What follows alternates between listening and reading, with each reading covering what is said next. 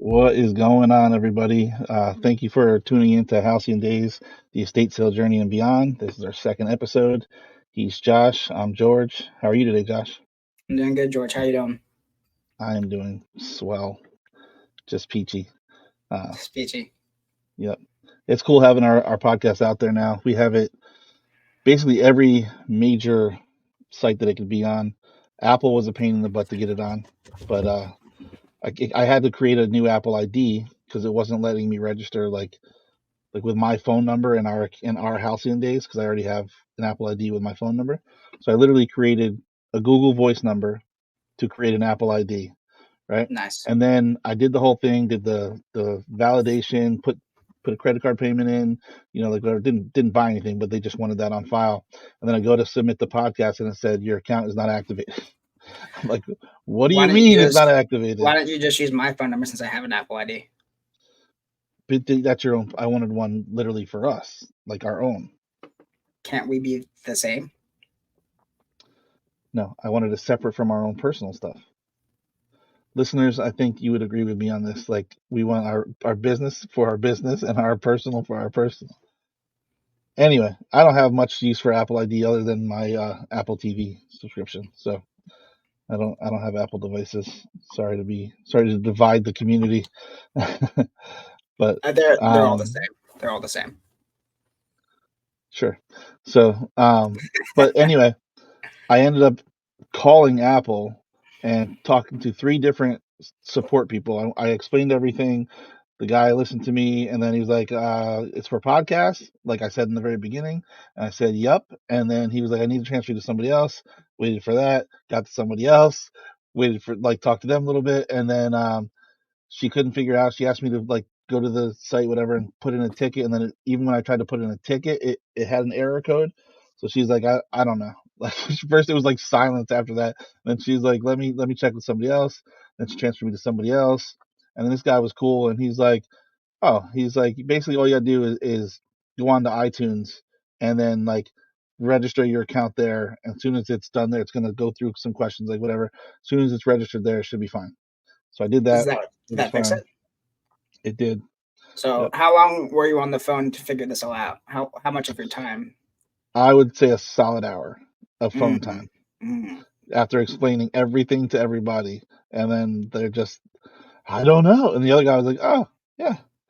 Like, the first guy, I don't think he was in America, but Yeah, that's what I the was gonna next two, ask. the next two were clear. Like, there wasn't Yeah. like a barrier for the second two. So that international guy was probably third party and just doesn't know Yeah, Apple systems as well. He's just probably working for multiple call centers. So that would make most sense that he likely. didn't know. Huh. Yeah. Yeah, it would make sense that their hired help wouldn't know. Mm. Anyway, but we are now on Apple, so we're on every major one. I'm going to go down the list of what we're on. I'll open it up right here. We are on. You able to share it on screen? No, I don't know how to do that. We're on Spotify, Amazon Music, Samsung Podcast, this thing called Podcast Index, Listen Notes, and then also Apple Podcast, Google Podcast, iHeartRadio, and a site called Deezer. And I could not get it on Pandora or I was gonna TuneIn ask Pandora. Why because not? I go to do it, you submit everything, and then at the very end it says, we're going to send you something to this email address. There's no email address there. You click next, nothing gets sent. It doesn't go anywhere. There's not a thing for help. I'm I like, I'll bet you get I to could that figure another it out. time. Yeah. So Bet you I could figure it out. I mean, it's fine. But anyway, that's the dilemmas that we go through sometimes. Not being on Pandora is gonna cripple us. That's gonna No, be the it's not. thing. That's gonna be the thing. Everyone No, it's everyone not. only listens to podcasts on Pandora. Yeah, not true. And by the way, we had somebody listen to us from Wichita, Kansas. So that was pretty cool. I saw that on my analytics. So we're basically a national podcast now. What up? What up, Kansas? What That's right. up? Hopefully you hear this you tune in for episode 2, and you know that we're talking about you, because if you're listening, you're in Kansas. It's you. It's only you. You're the one. You are the one. They're not But listening. anyway, to get kind of focused on, you know the estate sale stuff that we like to talk about that has nothing to do with people, hearing my stress and complaints about setting up the podcast. I wanted to talk about basically elaborate a little bit more onto like the specifics for why somebody would want an estate sale. Like why would you either want to host it yourself or hire a company or whatever the case is, but the reasons for having an estate sale. So we'll kind of bounce back and forth on these, but reason number one that I think we have had more than anything is downsizing. Yeah. So when you look at downsizing, right, we're talking about, you could be an empty nester or whatever the case may be, and you just want to go smaller. And so you're talking about I need to move all of this stuff. I mean I can't move all of this stuff I have, and what do I do with it? Do I have a yard sale? Do I have whatever? And having an estate sale company come in, look at what you've got, be able to advertise it for you, bring people into the house.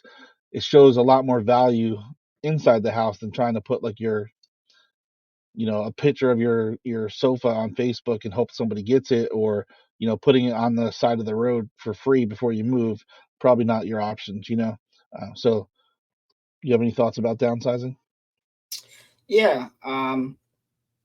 Let's see. Our first customer was downsizing. Our second customer was downsizing. Who was our third customer? Were they downsizing? No, that one was for a different reason. We'll talk about later. Right. Right. Okay. Yeah, What was the but reason? loss. She Okay. passed away. Remember? Right. Right. Um. So. Yeah. Everything that like George said, obviously, like downsizing is probably one of the most common ones, especially like with the housing market. People are selling their house because houses are selling for a little bit more. And they just don't want to have to pay mortgage. They can move into a small apartment, or that they're moving out of state. I think two of our people that we did estate sales were moving out of state, and then one of them was moving like far away to be closer to family. So generally, when that happens, that's a pretty quick process once you've listed the house. Um, so that's the other thing, right? When you post things online, there's going to be a delay because you have to wait and verify for like real people to actually see the post, respond, set up a pickup time. A lot of bots on the internet that want to send you Cash App or Venmo or whatever. Mhm. Um, but yeah, downsizing. It's pretty All tight. right. And then I would say the next one, which is very similar, is relocation. So they have like a job relocation or something like that. Hmm. Very similar details behind that. Lifestyle changes. They want to be closer to family.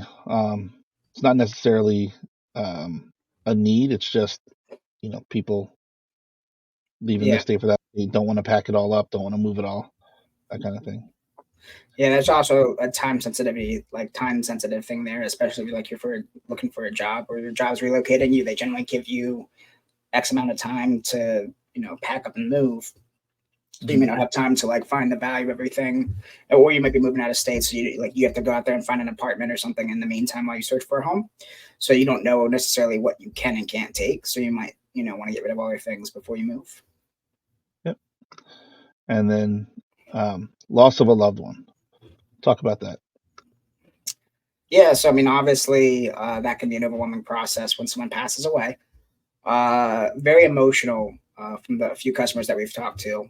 Sometimes people wait a year or two even after someone's passed before they even reach out to someone like a company like ours. But it can be a very emotional thing going through your loved one's belongings. Another thing that we found is that they don't really understand the value in what their significant other had, right? Just like everyone has value in their items, but the value you see in it is not always going to be the value that someone else sees. So, if you're a guy and you pass away, your wife might think that the things in the garage you had stashed in there is just junk. Yeah. But it Which tends we to be talked very about a valuable. little bit, on the last one, but I think it helps to kind of bring it back up. Um, I think the other thing is during that time, the family members aren't necessarily mentally Mentally, capable, to go through that stuff. It's if everything's a you're if memory. it's a yeah, if it's a close loved one, if it's mom or dad and you grew up in the house, coming back to try to sell that stuff and Or just that's a separate it. lot. Yeah, that's a lot. So, that's a one of the toughest things that we have to do. But we had that for that's the one that you mentioned earlier. We had that, but the nice part about that for us is we kind of get to like learn who those people are. So the one woman who had passed that we did her house for, I mean, every neighbor that you could imagine came in, right? Like, I Yeah. mean, the one neighbor came in multiple times. I mean, multiple is an understatement, but we learned so much about the woman that lived there, and a quick little story, which we'll probably mention again another time, but if we talk about this sale specifically, but she had how many different containers for deviled eggs? Like, I Oh, can't, I mean, it was more than you could ridiculous. imagine. Just a And whole bunch of yeah, like Tupperware deviled egg serving plates and stuff. And the neighbor told us that she didn't like deviled eggs. She but didn't eat deviled everywhere, eggs, yeah, every but time she she's made the invited to a best party. deviled eggs. She made the best deviled eggs out of all the friends. So everybody loved her deviled eggs. So um, that's pretty cool, to learn things like because it showed us like she's a selfless woman. She did it for other people. And then I think they said something to the effect, she had a hard life, but she lived it well. So like when we go Yeah, to this, when we host a sale like that, like we want to do right by the people. So it again, we understand how tough it is. We haven't had the next one I'm going to mention yet, but I can understand some about it. So what are your thoughts on this one, Josh? It's financial challenges. So think about that. If someone has financial challenges and they have to get out of the house. yeah. So like that's obviously a tough one because it's kind of like the job thing where like they don't necessarily know where they're going or what they'll need. But they're in need of like cash, right? So they Mhm. might maybe they're moving, maybe they have to sell their house because they can't afford to pay it. Maybe it's because someone passed away, like their spouse or something. So it gets kind of tricky and challenging for the same reasons as the other one. Whereas like they don't, it's an emotional process sometimes. Mhm. Um, but they also need the stuff fast. So I don't necessarily know how to like put it in words. We have we haven't really dealt with that yet. Kind of with our fourth sale was kind of like for that reason. It was cash. It was needing to move to assisted living, and it Yeah, was um. that So like was that they, was the hoarder place.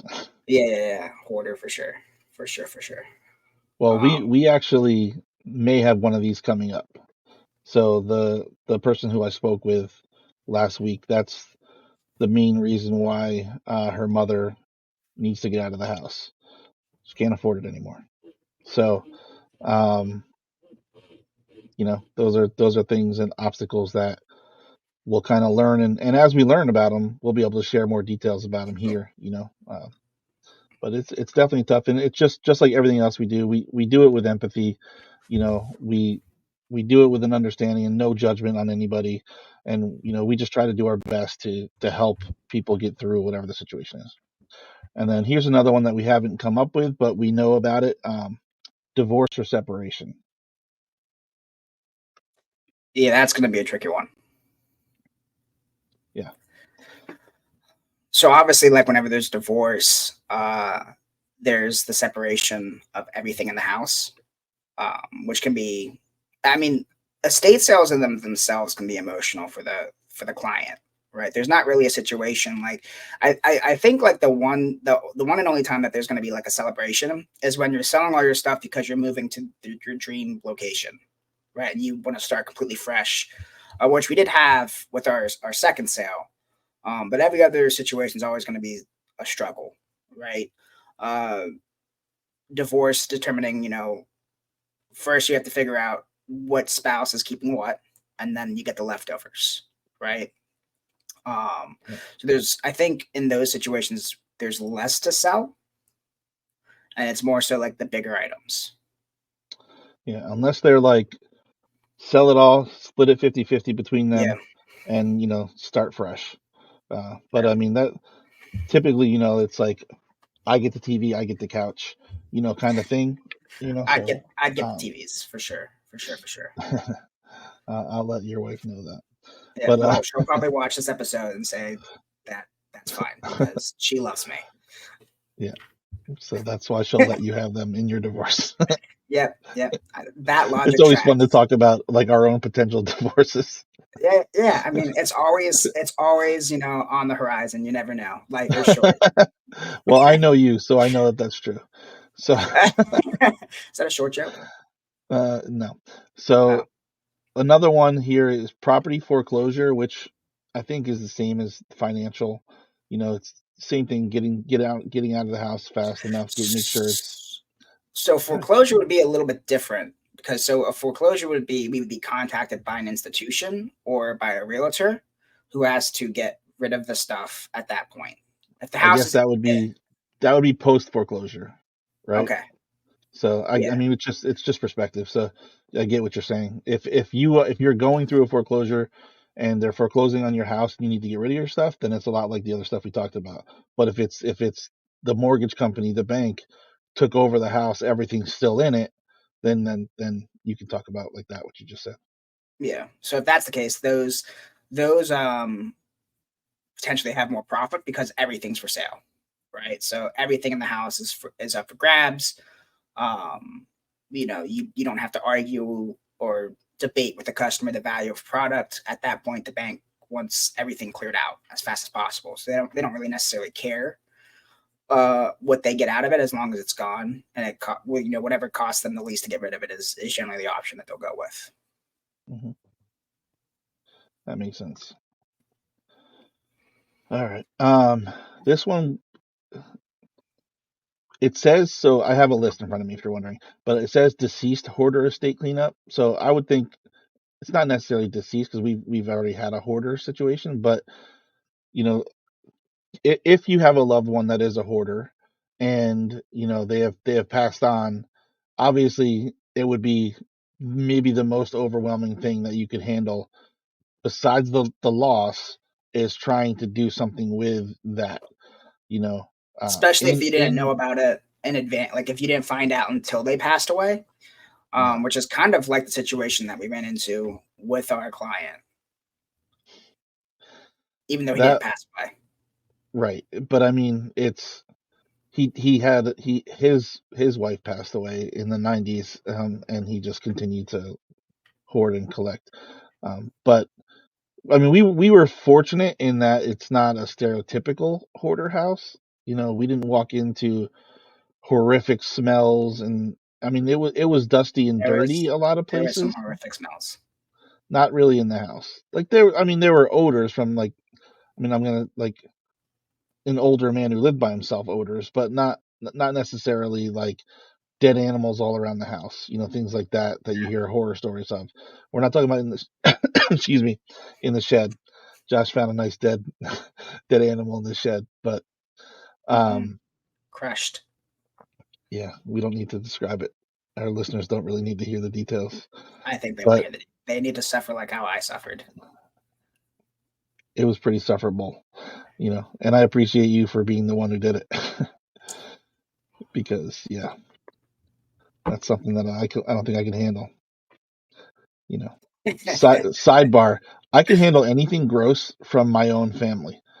Like you got kids. I don't know if you guys have kids out there, but if you got kids, you pretty I much got two handle the kids. grossest things ever, right? And then like I can handle all that with no problem. But outside of my family's grossness, I can't handle anything. It's pretty intolerable. Yeah, Huh? it's pretty intolerable for sure. Yeah. But that's when you would bring a company in.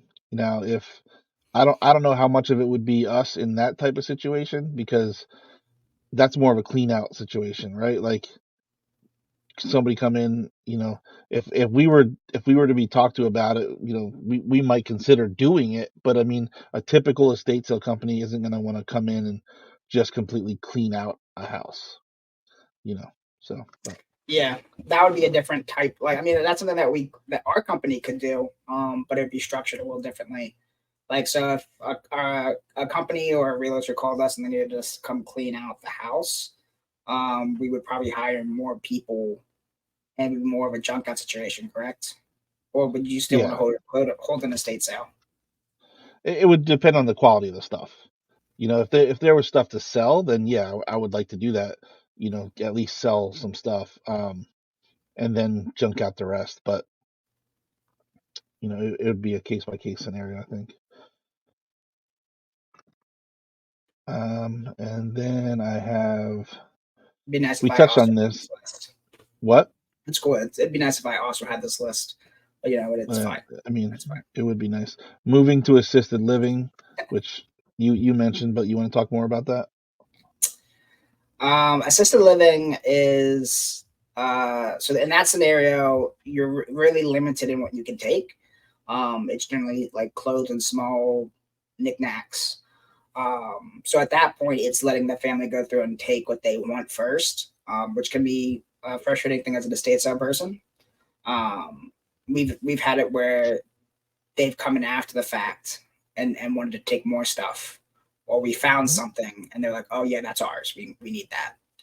Um, Yeah, I mean, in that type of situation, I don't know if we talked about it in the last podcast or not, but we had one estate sale where we had already advertised for the sale, and then somebody wanted one of the items that we advertised for. mm, So ultimately, in the end, if they wanted it, I would have been like, take it, because we care more about, if it meant something to them and they missed it, like, it's hard for me anyway to be like, no, you too late. Like, we already agreed on this. This is the contract.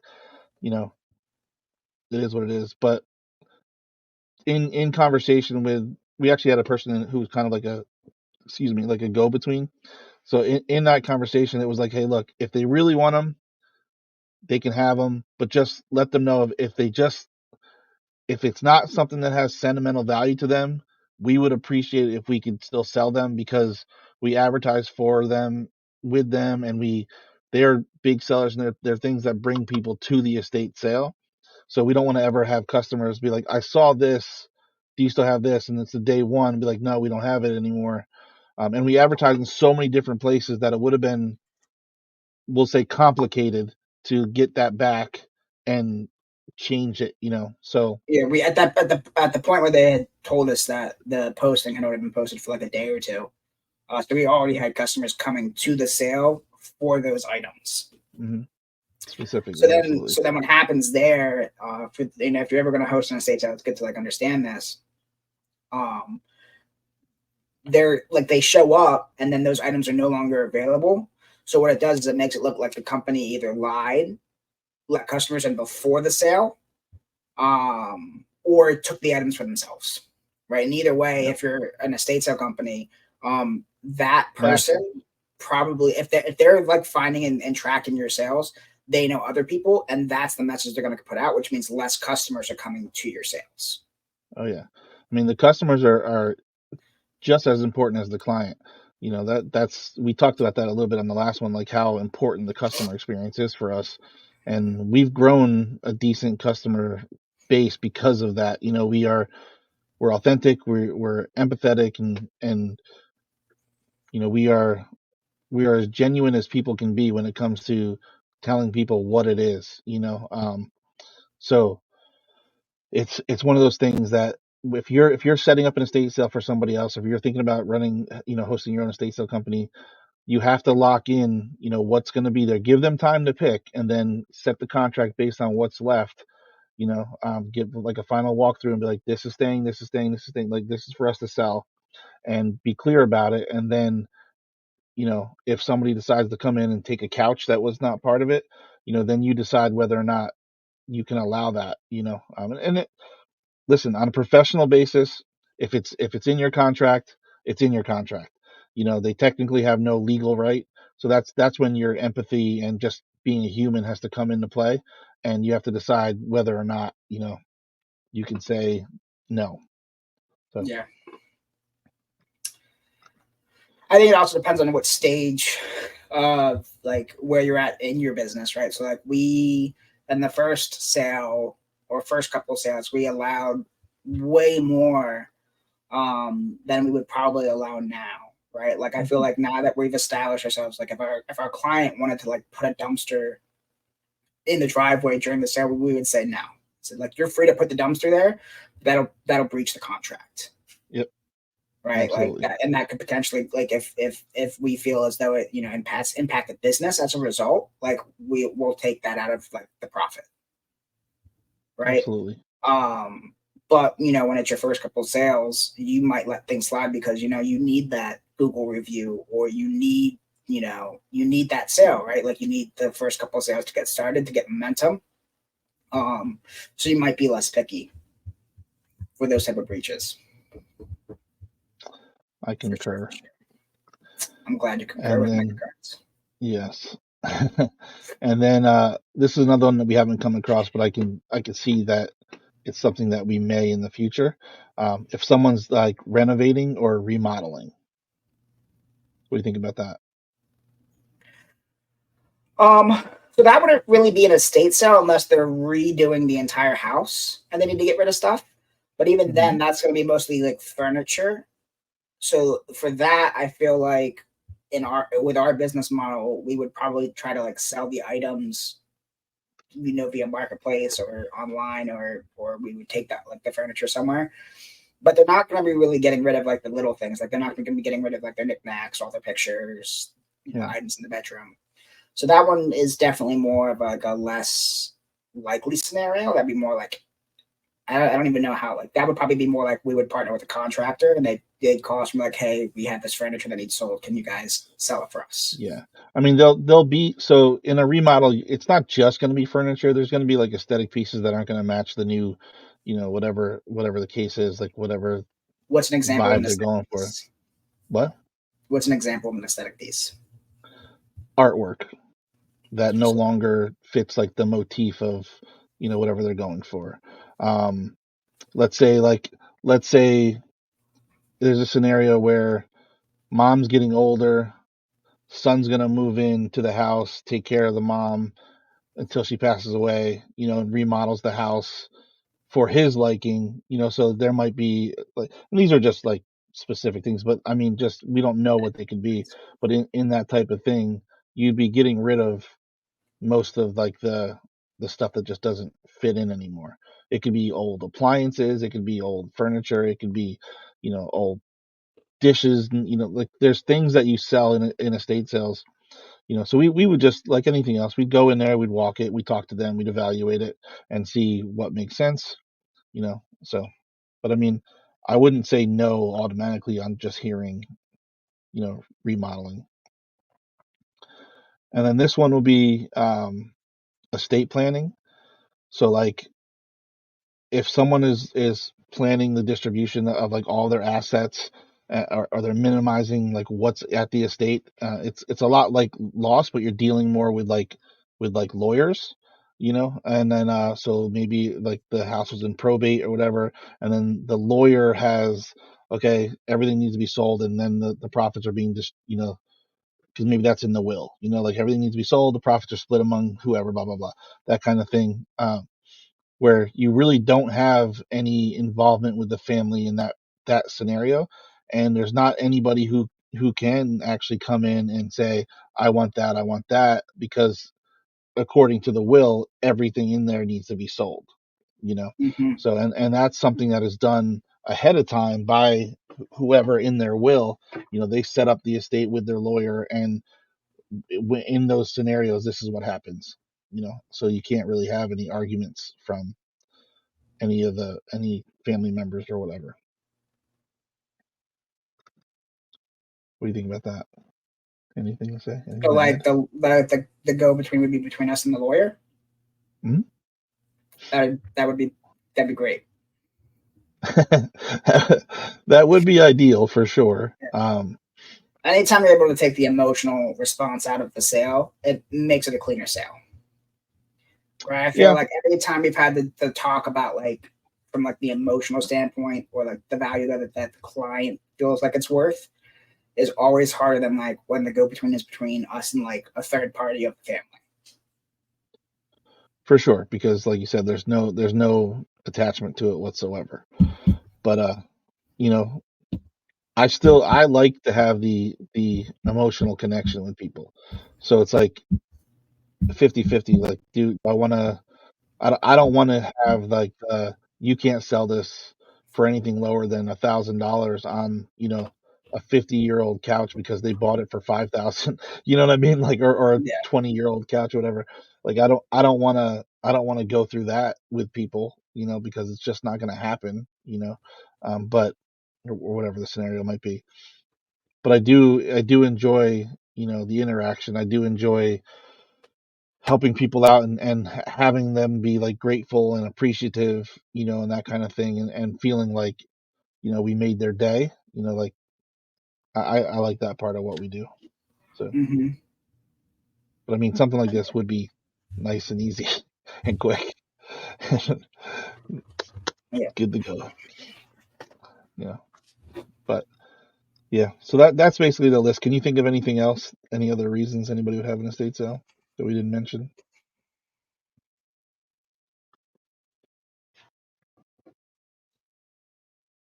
Let's See say that? world's best boss. Yeah. Who You got know you how I that? got this?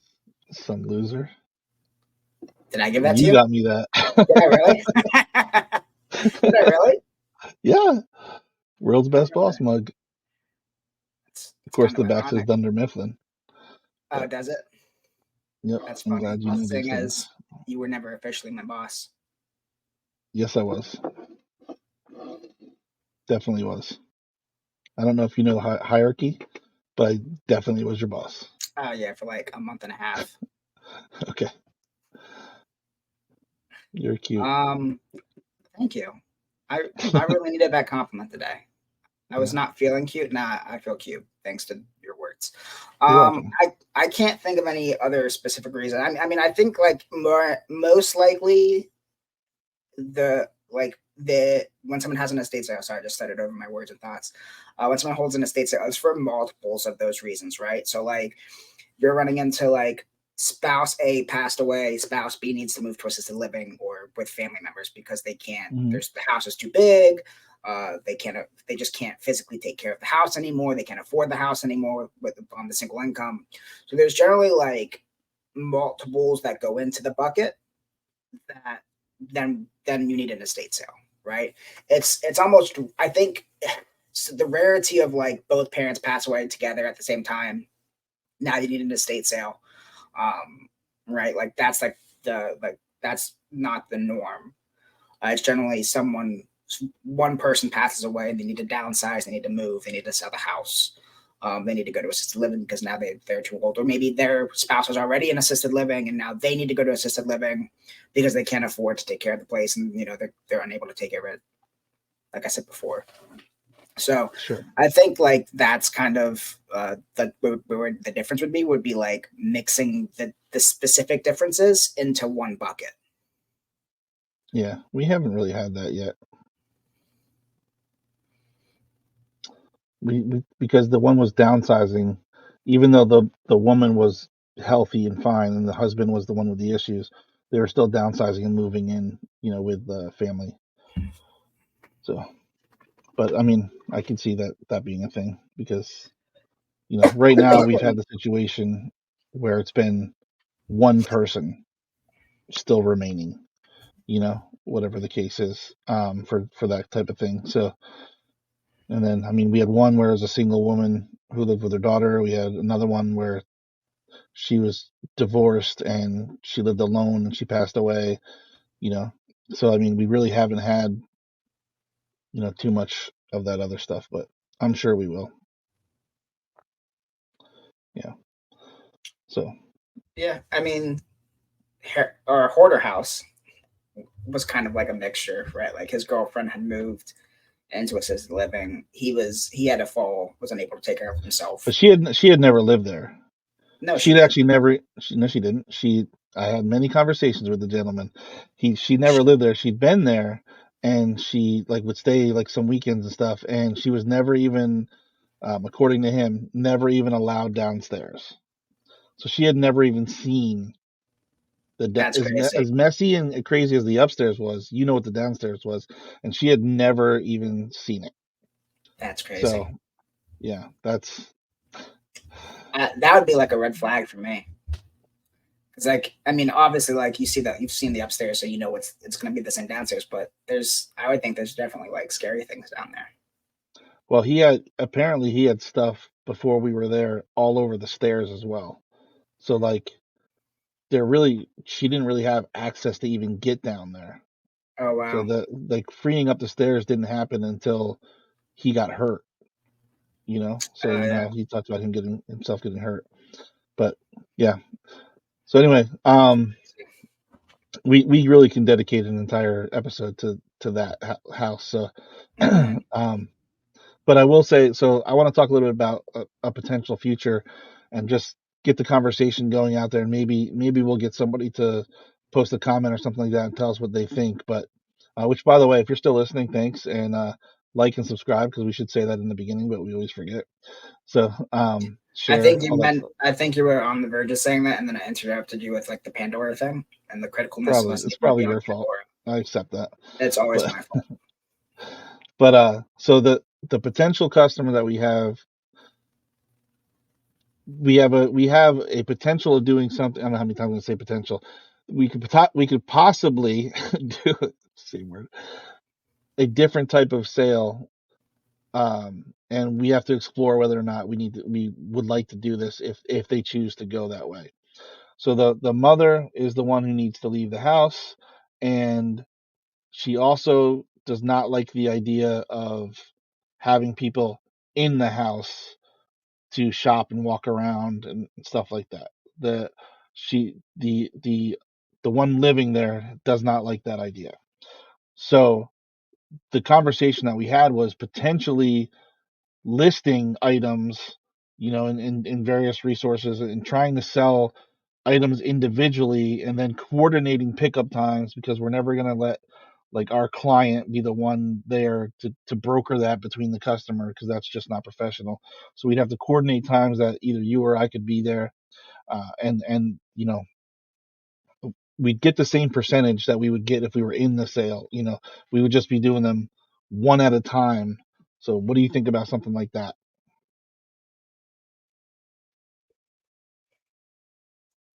I'm not a fan. I feel like the big stuff's easy, right? Like posting furniture online, setting up, coordinating time for pickup, like that's is what it is, right?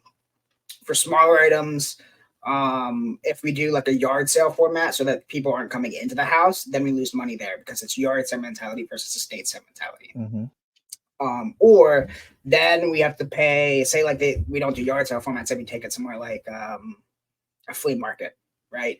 Then we have to pay to transport it, right? Like we probably wouldn't use our own Hmm. vehicles. We'd probably like rent a moving truck depending on what we were taking or whatever.